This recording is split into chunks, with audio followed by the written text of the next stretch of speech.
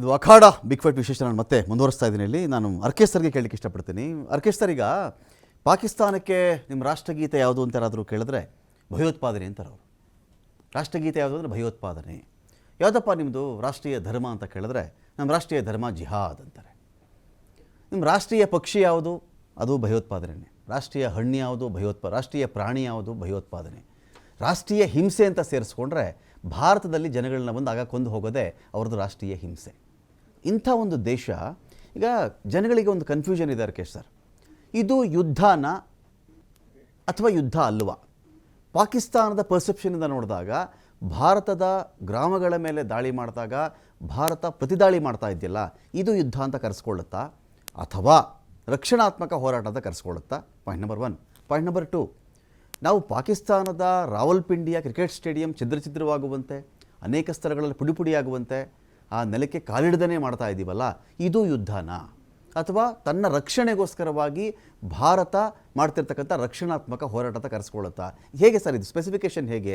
ಯುದ್ಧ ಯಾವುದು, ರಕ್ಷಣೆ ಯಾವುದು, ದಾಳಿ ಯಾವುದು, ಉಗ್ರಗಾಮಿಗಳ ನೆಲೆಗಳ ಮೇಲೆ ಮಾತ್ರ ನಾವು ಸ್ಪೋರ್ಟ್ಸ್ ಅಂತದ್ದು ಏನಂತ ಕರೀತಾರೆ ಇದನ್ನು ಅಂತ? ಇದು ನಾವು ರಕ್ಷಣಾತ್ಮಕವಾಗಿ ಮಾಡ್ತಾ ಇರುವಂತಹ ಯುದ್ಧ. ಓಕೆ, ಬಹಳ ವರ್ಷಗಳಿಂದ ನಾವು ಈ ಆತಂಕವಾದವನ್ನು, ಟೆರರಿಸಂನ ಸಹಿಸ್ಕೊಳ್ತಾ ಬಂದ್ವು. ಯಾಕೆ ಅಂತಂದ್ರೆ ಪಾಕಿಸ್ತಾನ ಟೆರರಿಸಂನ as an instrument of state policy ಬಳಸ್ಕೊಂಡು ಭಾರತವನ್ನು ಮಣಿಸುವ ಪ್ರಯತ್ನ ಮಾಡ್ತು. ಭಾರತದಲ್ಲಿ ಬಹಳ ವಿಘಟನಕಾರಿ ಶಕ್ತಿಗಳಿದ್ದಾವೆ.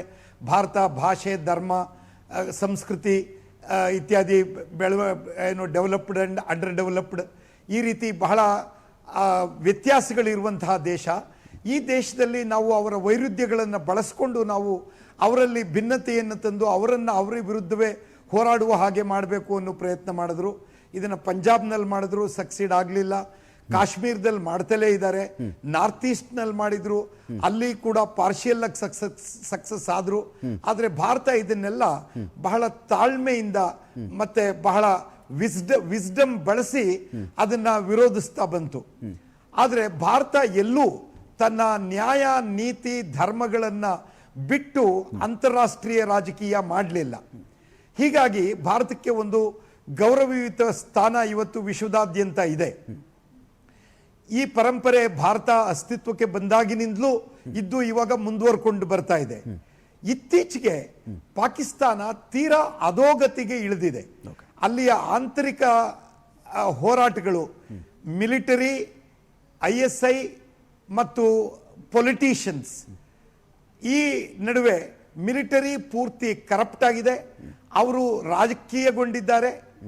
ಮತ್ತೆ ISI ರಾಜಕಾರಣಿಗಳ ಮಾತನ್ನ ಕೇಳ್ತಾ ಇಲ್ಲ, ಮಿಲಿಟರಿಗೆ ಪ್ಯಾರಲಲ್ ಶಕ್ತಿಯಾಗಿ ಕೆಲಸ ಮಾಡುವ ಪ್ರಯತ್ನವನ್ನು ಮಾಡ್ತಾ ಇದೆ. ಈ ಮೂರು ಜನರಲ್ಲಿರುವ ಒಂದು ಕಾಮನಾಲಿಟಿ ಅಂತ ಅಂದ್ರೆ ಕರಪ್ಷನ್. ಎರಡನೇ ಕಾಮನಾಲಿಟಿ ಅಂತ ಅಂದ್ರೆ ಭಾರತದ ವಿರುದ್ಧದ ವಿಷ. ಭಾರತವನ್ನ ಅಲ್ಲಿಯ ಜನಗಳಿಗೆ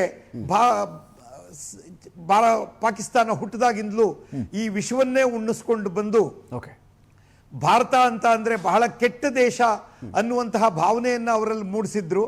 ಆದ್ರೆ ಈಗ ಆ ಬಬಲ್ ಬರ್ಸ್ಟ್ ಆಗಿದೆ. ಈಗ ಜನಗಳಿಗೆ ಅರ್ಥ ಆಗ್ಲಿಕ್ಕೆ ಶುರು ಮಾಡಿದೆ. ಇವತ್ತು Pakistan is at it's worst stage.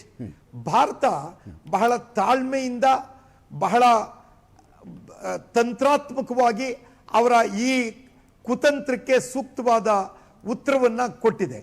ನಮ್ಮ ಮಿಲಿಟರಿ ಬಹಳ ಪ್ರೊಫೆಷನಲ್ ಆಗಿ, ಬಹಳ ಎಫೆಕ್ಟಿವ್ ಆಗಿ, ಕೋಲ್ಯಾಟ್ರಲ್ ಡ್ಯಾಮೇಜ್ಗಳ ಆಗದ ರೀತಿಯಲ್ಲಿ, ಸಿವಿಲಿಯನ್ಗಳಿಗೆ ಹೆಚ್ಚು ಡ್ಯಾಮೇಜ್ ಆಗದ ರೀತಿಯಲ್ಲಿ ಆಪರೇಷನ್ ಮಾಡಿ ಇವತ್ತು ಅದ್ರ ಜೊತೆಗೇನೆ ಪಾಕಿಸ್ತಾನದ ಮಿಲಿಟರಿ ಇನ್ಸ್ಟಾಲೇಷನ್ಗಳನ್ನು ನೇರವಾಗಿ ಅಟ್ಯಾಕ್ ಮಾಡುವುದರ ಮುಖಾಂತರ ಭಾರತ ಹೇಗೆ ಮುಟ್ಟಿ ನೋಡಿಕೊಳ್ಳೋ ಹಾಗೆ ಉತ್ತರ ಕೊಡಬಲ್ಲದು ಅನ್ನೋದನ್ನ ತೋರಿಸಿದೆ. ಇವತ್ತು ನಾವು ಬಹಳ ಹೆಮ್ಮೆಯಿಂದ ನಮ್ಮ ಸಶಸ್ತ್ರ ಪಡೆಗಳ ಬಗ್ಗೆ ಇದೀವಿ. ಆದರೆ ಶತ್ರುವನ್ನ ಯಾವ ಕಾರಣಕ್ಕೂ ಗೌಣವಾಗಿ ನೋಡಬಾರದು.